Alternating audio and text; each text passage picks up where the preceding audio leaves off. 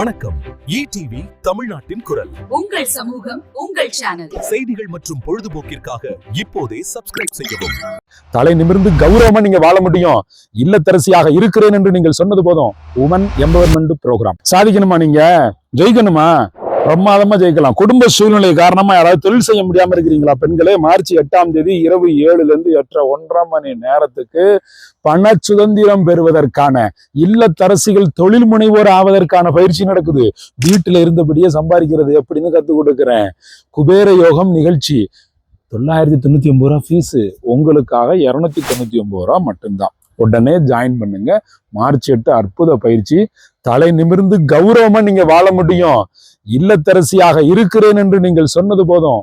Woman empowerment program join பண்ணுங்க, success பண்ணுங்க.